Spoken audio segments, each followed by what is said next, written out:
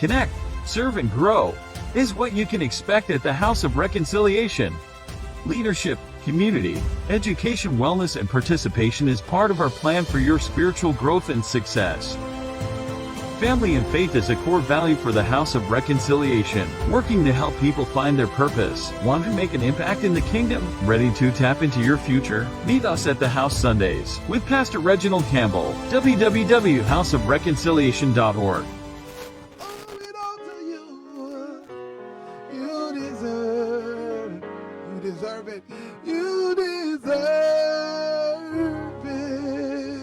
I need somebody with a loud voice to give the Lord a shout of praise in this place.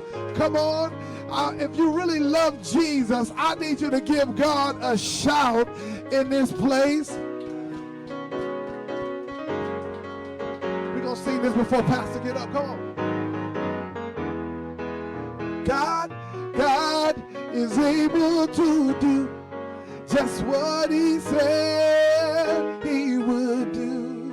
Everybody say, he's gonna fulfill every promise to you. Somebody say, don't give up God, 'cause he won't give up on you. He's able. Somebody bless him real good. Come on, clap those hands this morning. Come on. Can y'all clap with me? Come on, say, God is able to do just what he said he would. Come on, black people. Come on, he's gonna fulfill. He's gonna fulfill every promise to you. Don't give up. Don't give up on God, 'cause he won't give up on you. He's able. Somebody give the Lord a shout of praise in here. I dare you to lift your voice in this place. Somebody say, he's able. He's able.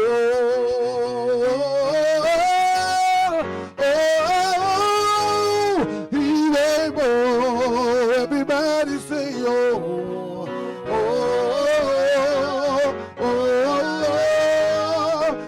able. Take it up.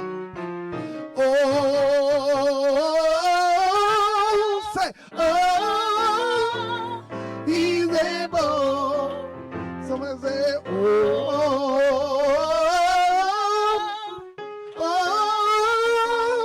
he's able. Take it one more time. Say,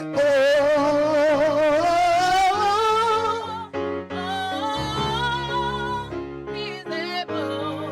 Listen, hold on.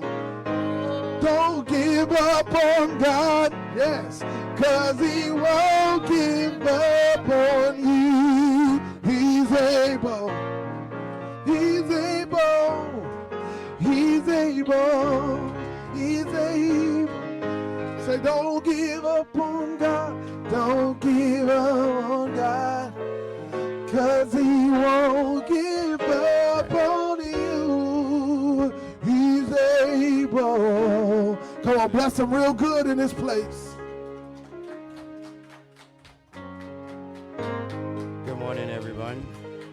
How are you? We're going to do our church anthem, and then we're going to get going this morning.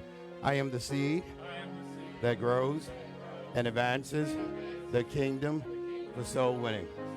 This word, bread of life, that I received today, it's not only for me, but to be shared with others, that they may grow in Christ as well as myself for the purpose of successful living. Thank you. You may be seated. Good morning to everyone. I was just looking over the sheet. Want to welcome in those that are joining us from the Greenville campus, as well as those that are joining us here in service at the Greenville campus, and of course to our virtual campus. We thank God for all of you and across the nation, and those that are connected to us internationally. Want to thank God for you and the opportunity to share with you early this morning. Going to give you a couple announcements that we have for the month of October. We will be next Sunday. We will have in-service here, and then I will be over at Joy of the Lord Ministries at 10 a.m. to do Bishop Clark's I don't know how many years is her anniversary, but if you'd like to join me there and you want to be a part of an in-service, you can do that. We have Community College Day coming up on October the 22nd.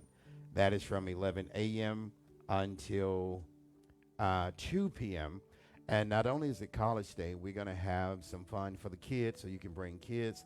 We have food to share with you as long as it lasts. So please, if you're in the Greenwood area or would like to come down, that would be at 210 Pansy Road, Hodges, South Carolina.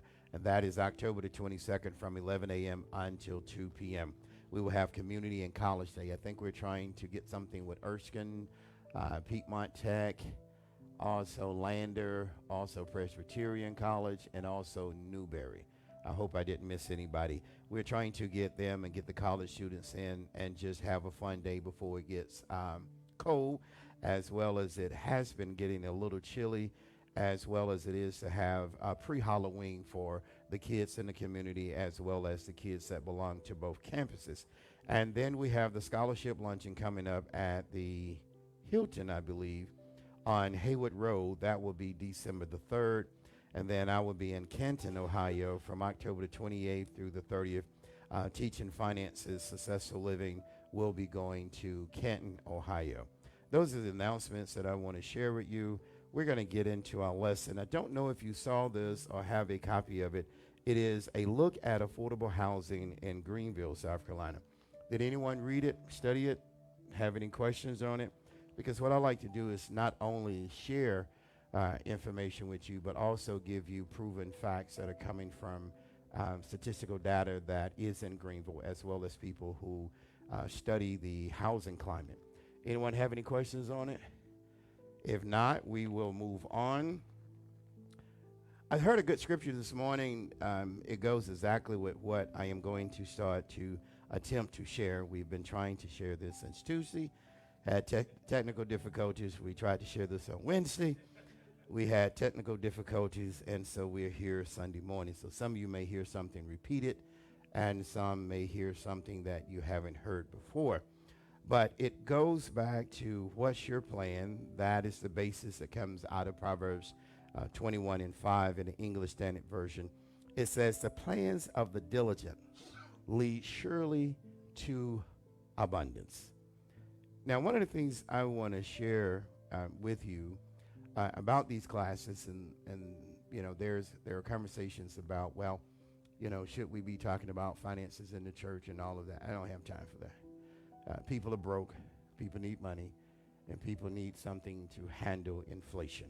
So you can shout and spit and pop and run around and tell people their life's going to get better all day, but until you hand them the tools, until you have the tools. And see, one of the things that I think that we have to do for those that are called and claim to be called is we've given people the word, but we never taught them how to plant a seed. And so people are happy and emotional, but they are not productive. So if you want to write, for those that are writing, you can write this word: busy but not productive. Number two is we have to desensitize ourselves from making things an event. You should never change who you are because of the responsibility that you've been given. I've said this before for people who work at high levels and work professionally in life. You should not dial down your mind when you come to church. You should not dial down who you are, what you've learned when you come to church. Because as Daniel O'Neill Cohen said, who was the director of HR, he calls it overtime. You should bring those gifts and talents into the body. And anybody that is trying to dial you down, many people dial down for the comfort of other people. That's a problem. Because what I wrote was this: I want to caution you that these classes will be not accustomed to what you're hearing, but it will be a new narrative that changes the foundation of our lives. If you're used to hearing the same old thing, then it will be difficult to understand these classes. Now, I want to talk to you about dialing down to people. because today we're talking about better information, better lives. And I asked an old friend of mine this last week, do you want to hear what will make your life better? Or do you want to stay the same? Because there are people who are still in the past. There are people who are stuck in the present. And number three, there are those people who learn how to think forward. Now, the first two, and I'm trying to do this off the cuff, who are still behind, does not want to hear anything new. Can I tell you why? If you want to learn something new, it will not come from your existing circle.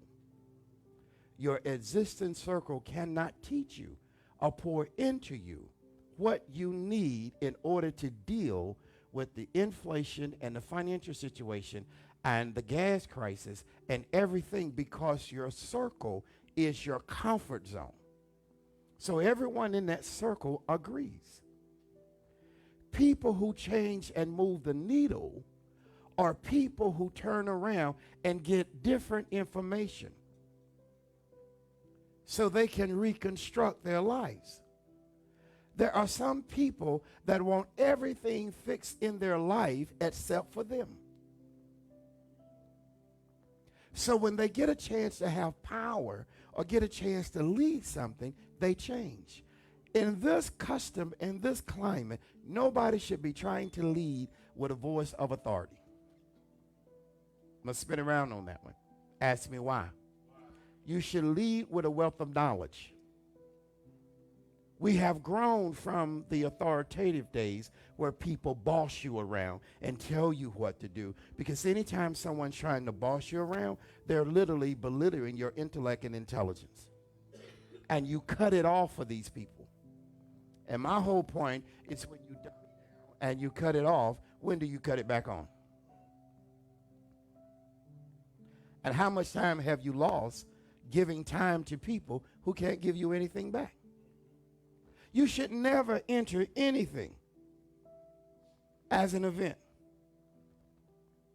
You should never enter. Here's what's missing with the period of inflation and everything. Here's what's missing. It's being authentic. It's dealing with the challenges of life. Because when you make things about events, then you change who you are. When do you get back to who you are? See, here's what's missing out of most people, and I said this some point during the summer, is your life should be a lifestyle. How you live every day should be a lifestyle, not an event. It should be a lifestyle. But when you're not happy with your life, now events come along and drain you.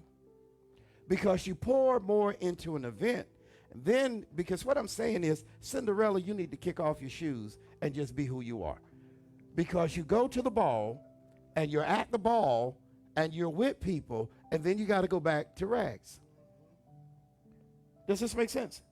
If you just stay who you are, in whatever environment you're in, and don't turn off your intellect intelligence, you will find that you will have a much more comfortable and easier life. Because if you keep changing who you are, you will never be what you were supposed to be. Does this make sense? You've got to be comfortable in your skin. And you got to quit dialing down to people who can't comprehend what you're saying. Let them grow up to what you are and what you have. Not that you always go down to them, because you're bringing them up, but they're bringing you down. Does this make sense? So now when we talk about, basic financial steps to teach you how to make your money work for you, that starts with better information equals better life. There was a wonderful scripture that was read this morning, Ecclesiastes chapter 7, verses 11 through 12. Wisdom is good with an inheritance, an advantage to those who see the sun. What do you think that means? Those who look beyond what's going on. The sun does its job every day around the world. Wisdom is good with an inheritance, an advantage to those who see the sun, because if you see the sun, you should be planting something for the sun to grow and mature. What are you planting? What are you planting? You've been emotional, you've been excited, you've been in charge, you done told people what to do, you done got your little kudos at the office. What are you building for you? You want more money to be in a bigger identity crisis? You need to spend more money. You need to have cars with fancy emblems on them to be still living in an identity crisis. Verse 12 says, for the protection of wisdom is like the protection of money. See, if you don't, do you understand what I'm saying? You go to people and they dial you down. And really what they're doing is they're opening your wallet. Let me give you a sophisticated word that this is called a sale. A sale is an open wallet for you to pour out. You don't realize you just passed 35 signs that say it's sale. 2 for $12, 8 for $10, 6 for $1. And so you're constantly pouring out. And you're not protecting the knowledge that you have because you're somewhere stuck in your feelings and emotions. So what they do is they have your money. And it's going to hurt a little bit. And you have inflation. Because people who have your money are not in inflation. Can I make it plain? Look at OPEC, and they call it OPEC Plus, the oil industry. They don't even like each other. But they got together because someone went and said, well, people have to drive to work, and everybody should be kind, and everybody should be loving. And so they got together and said, we don't care about those people. A barrel of oil is $88. And that's a good price because it used to be at 25, 30, 40. We ain't happy with it. We wanted to go back up to $120, $130, $150 a barrel.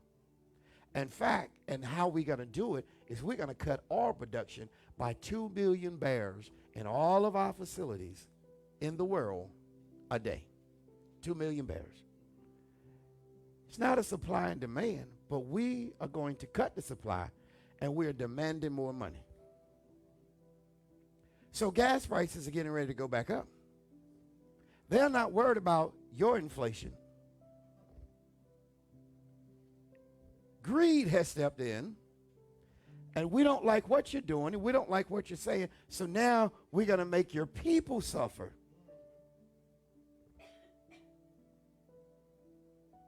Because if you've got $87 billion, why do you need another dollar? Come on. 87 billion, not 87 cents. You know why? Because I don't want you to have it. All for me, none for you. So look at verse 12. For the what? Come on, talk to me. For the protection of wisdom is like the protection of money. How many of you are frugal with your money? How many of you are frugal with your money? How many of you are frugal with your money? Your money is your commodity to keep you in the game. You won't have to look for a miracle if you already have the money. Yeah. Give me that cooking oil right there. I won't need y'all to lay hands on me and put cooking oil on my head if I already got my money. Well, that's what it is. I know y'all prayed over it and all that, but the same cooking oil, you can fry some eggs in and some ham. All right? For the protection of wisdom Y'all, yeah. Okay, thank you. One witness. For the protection of wisdom is like the protection of what? And the advantage of what? Is that wisdom what? Of his owner.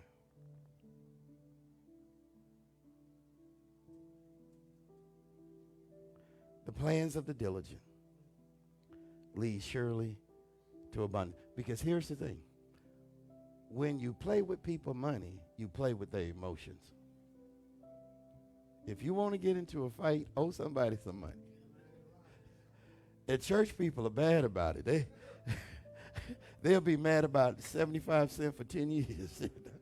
Ooh, Sister Pearl, I don't believe she's sitting over there with that new hat on, girl. She still owe me 75 cents. Look at Deacon Burl over there. That new town, that new handkerchief. And still owe me $2. Was $2 short at the gas station. I gave him $2. He like, I'll get you Sunday. I'll get you Sunday. It's been 52 Sundays. You're like, how you count this? You should have went over there and asked him. I'm going to ask you a question, and I would like your participation. What's one of the top things people worry about? Not going to heaven? That is so a shame. Not that I'm in a good relationship with Jesus? No. That's on their deathbed. Okay. We get with Jesus on the deathbed. So I'm going to live my life the way I'm going to live my life. And Lord, just don't let me be in no car crash. I don't want to die instantly, Jesus.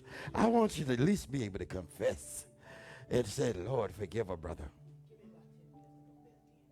Yeah, I got to clean up somebody. In fact, now when you can FaceTime, I want you to know I stole your shoes in the 3rd grade. And I don't want them to block me out of heaven. The 3rd grade. No, seriously, there was, y'all laugh at that, but there was a school dance, a class reunion, and these group had grew up together in the same school, and they actually got to fighting at the 20th high school reunion because somebody had stole their apple in the 3rd grade, and then they told them, and they all went to jail. An apple, yes. And they were grown people with children.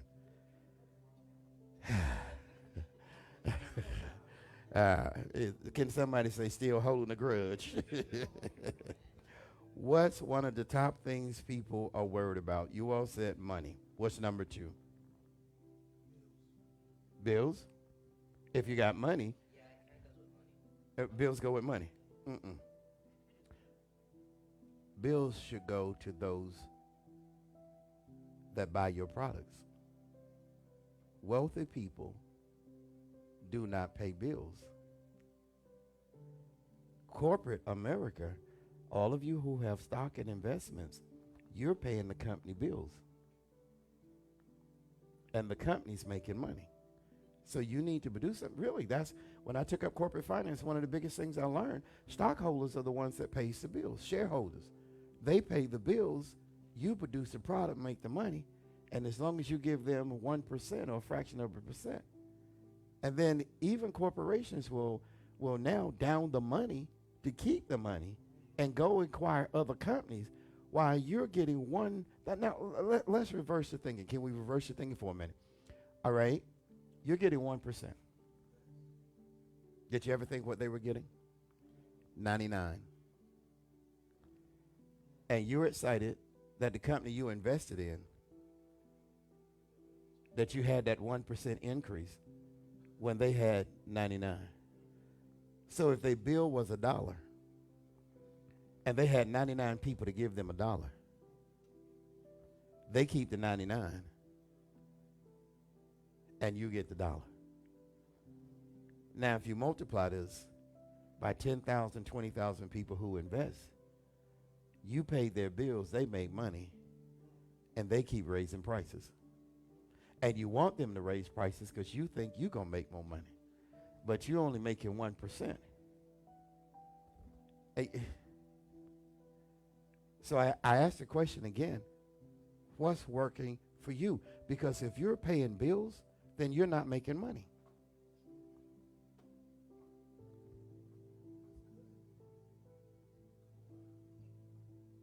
I would ask you for some club music, but you ain't been right since you've been here, so I'm not gonna ask you for no club music. I asked you for club music. He be play. He must have been trying to be Sweet Charlie back in the day. Just play some music. I want some funk music.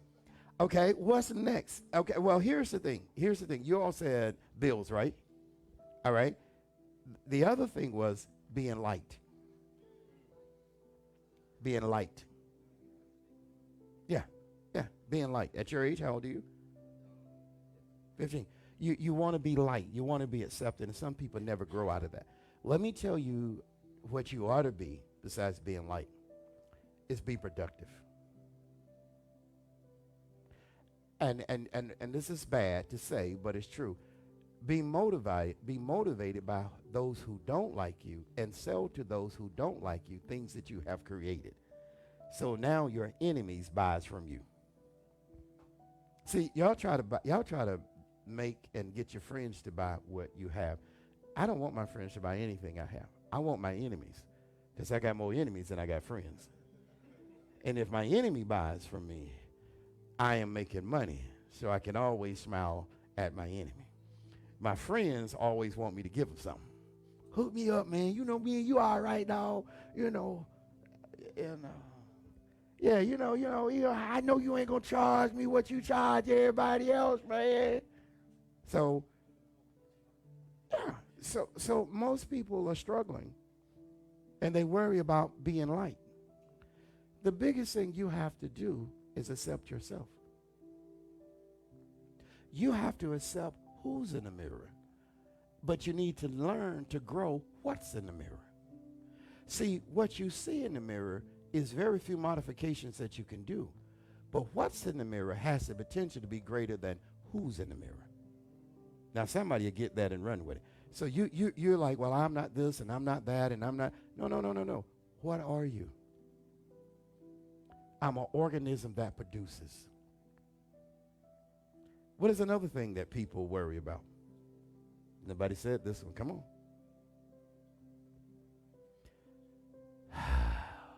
What to eat.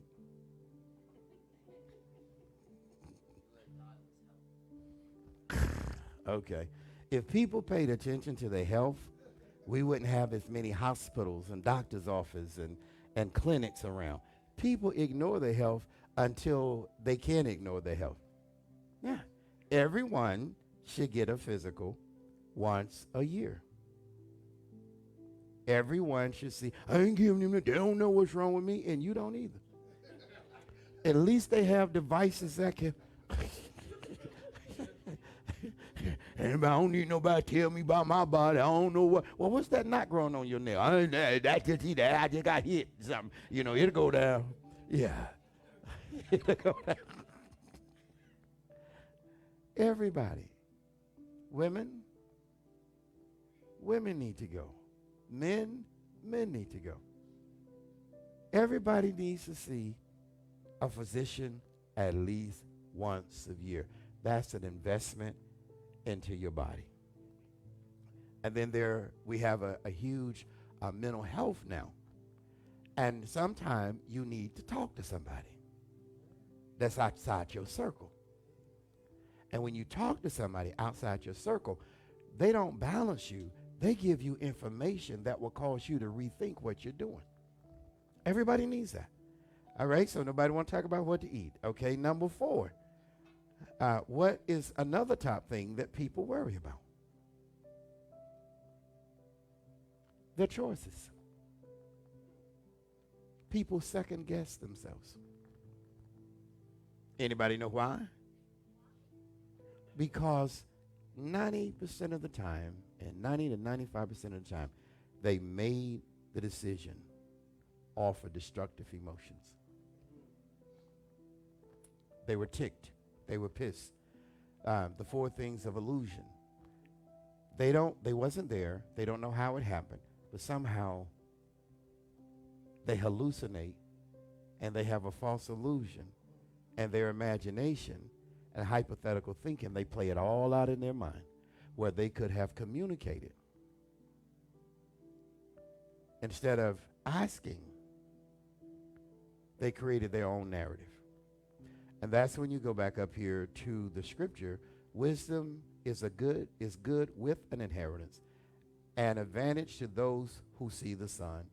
For the protection of wisdom is like the protection of money. And the advantage of knowledge is that wisdom preserves the life of him who has it. And what? What was the last part of that? Own it? Own it.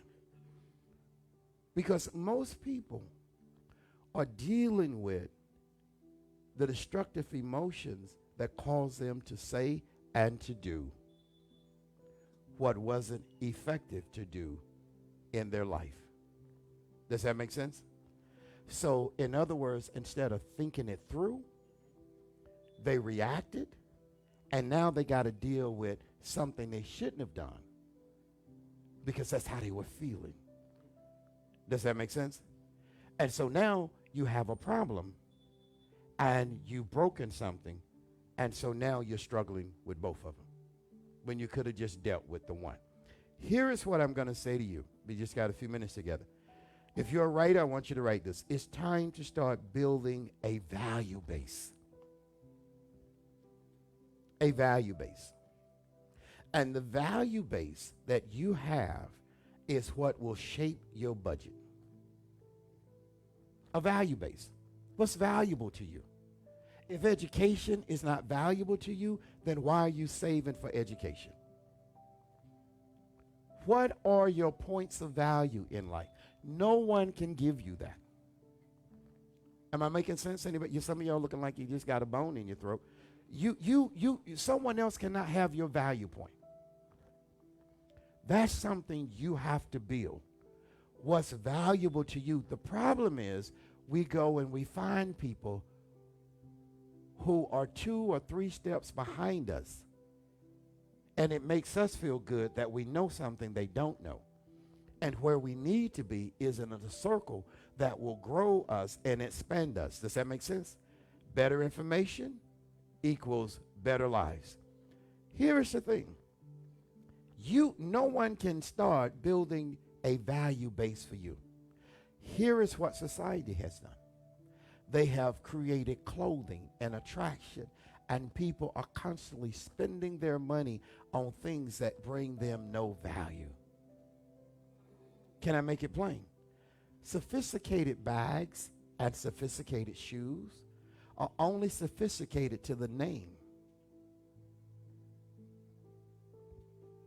If you can't sell it for more than what you purchased it for, why did you buy it?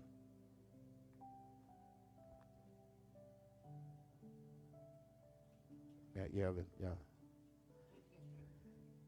If it doesn't increase in value, and then so people say, well, I just like it. Well, then you should have spent less on what you like than to spend more on something that can't give you no more back.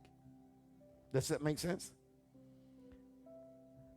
You have to shape your value base before you shape your budget. The reason I said education is because in order to be in certain areas, unless you have a high-end skill, it takes a certain income structure to be there. And people with education normally are there.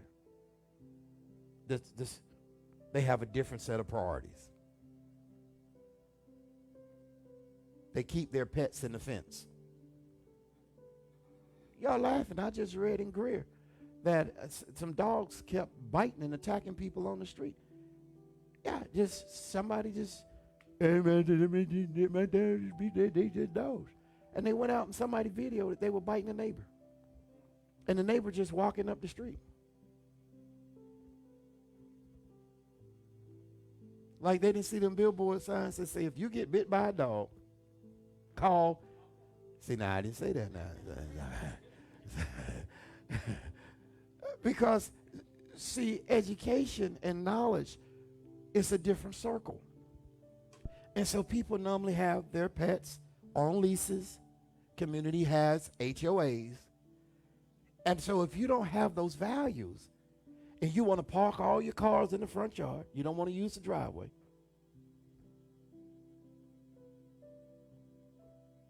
Anybody want to talk to me? You're going to park on the street, on the hill, and baby and them going to park, at the front door. They're going to pull up to the front door. So you don't have no grass. Okay? Your value base will shape your budget. Here's the thing. The longer we entertain things that are not for our lives and from God, we postpone the things that are. I'll say it again. The longer we entertain things that are not for our lives.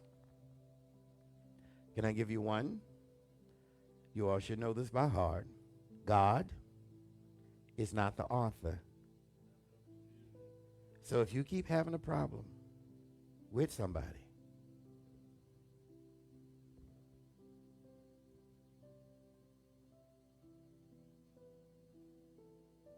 maybe they should not be a part of your circle. God doesn't send people in your life to tear you down. He sends people in your life to support you as you rise. If you got to argue all the time, if you guys got to be slamming doors, backing out the driveway fast, shooting birds out the car, playing your music all loud, you might be in the wrong environment. The longer we entertain things that are not for our lives and from God, we postpone the things that are.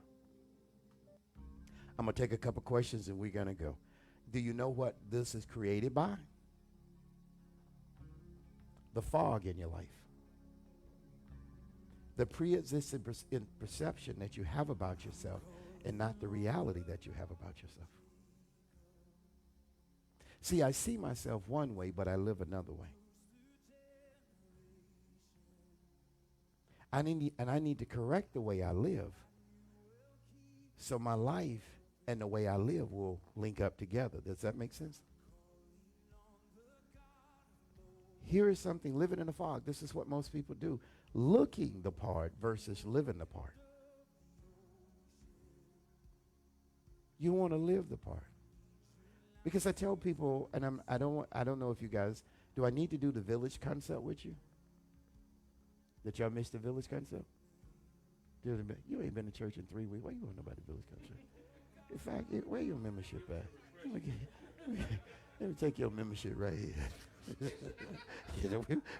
We about to make you a member and we about to put you in charge of the church fans, and we got to go you about to get promoted to the church fans. So we're gonna tab your membership.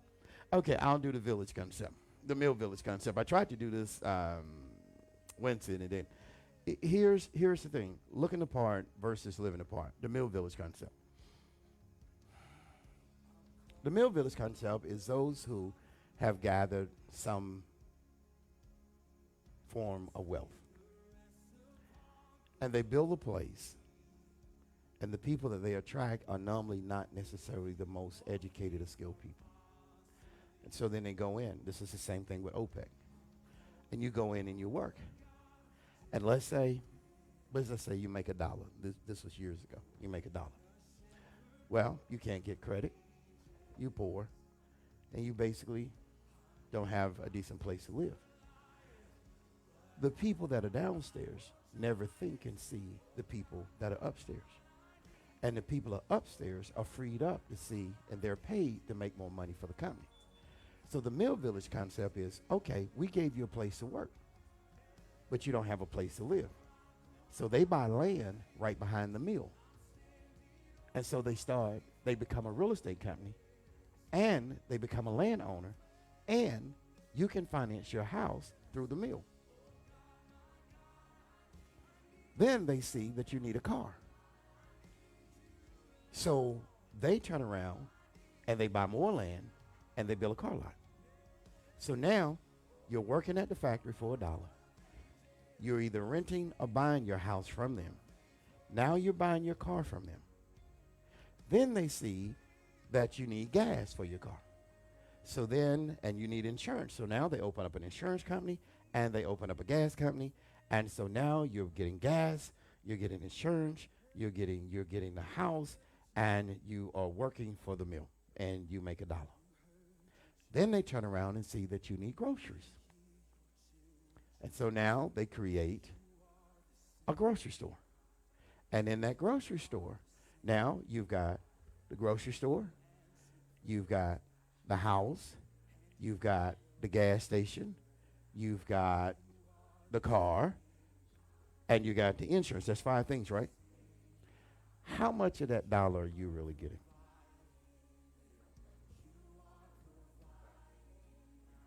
%1. Because I wrote, there are forces that want to drain 99% of your finances. They find out your needs. Watch this, and this will help somebody. And they create a service. You're trying to think of, well, what can I do? Find a need and create a service. So you're making $1 and you're working all this overtime. And then they try to justify it and share with you that they care about you, because back then they put a GED program into the mills that the people in the mills never went, because people went to mills at 14, 15, 16, and they stayed in the mills 25, 30 years. And now companies, see, look, let me give you this, the Mill Village, the new modern day Mill Village concept. They dangle all these benefits to you, 401ks and all of that. And they never intend for you to stay there long enough to receive all the benefits. And in the process, they get write-offs from the government. And so you have to stay there 30 years in order to get these benefits. And the company normally is sold 7 to 10 years. Hello, somebody. They build it up. They make all the money off of it. They pour all the money into it. They build it up, and they get all these liens and stuff in it, and then they sell it off to somebody else. And somebody else is over here struggling, trying to break even. And they've got, $600, $800 million for a company. Mill Village concept. So you work for a company. You say, well, I got this, and I got that, and I got this. So, yes, you do. That's 1%. But you will never get to the 99% because you're not building anything to serve the public. So in the closing of this financial class is you have to ask God to help you become a producer, more of a producer than a consumer.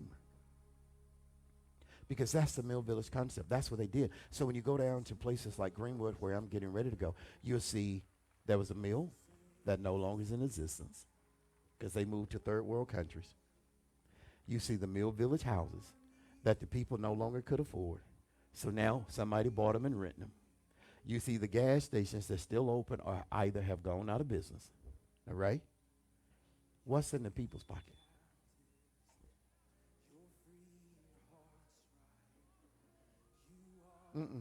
Not even 1%. Because you spent that 1% just trying to live, and they made 99. So inflation doesn't bother them. Inflation impacts those that are in the lower class and the working class, because they get people to buy into shiny. And I know there's somebody out there tomorrow, well, look at you, look at what you got on. This shirt is older. Well, this sweater is older than most of you all that are watching this program. Yeah, it looked new, but that just shows you how long they have not changed the game. Yeah, I think my youngest is 27. This shirt's about 30 years old. Yeah, this right here. It's older than some of you all in here. Well, maybe not you. So people say, oh, man, you rolling. No, this right here is about 30 years old. Yeah. What's working for you? And so you don't have to rack your brain. Let me give you the inside track. Find a need and create a service. You'll make more money by servicing more people. Does that make sense? So if you want to build your way out, you don't see yourself as they saw themselves. Those that are successful started just like you. Business income every day, business income. But if you stick with it long enough. I talked to a man yesterday. Was at 2 funerals yesterday, and he worked for a company 47 years. I said, you need to get a plaque and put it up in your house, because that ain't happening. It's very rare. And 3 to 5 years, ask me why. Because they want you to go. And they want to hire somebody a third of what they paid you. And then they want to trend it, because the longer you stay there, the more they got to pay you. The faster they make their money and get rid of you, they get somebody else. And where they're paying you 6 figures, they pay somebody else 60, 70, somebody fresh out of college. And give them some straight lead pants. I saw so many skinny jeans yesterday. I said, well, I'll never be able to wear that. I would not be able to breathe. I don't know who did not have them on. All I saw yesterday was skinny. These young guys, they just wear, and some of them shouldn't have had them on. Some of the females shouldn't have had them on. I said, gee, I asked them, I said, can you breathe? Did I help you this morning? What did you learn, real quick?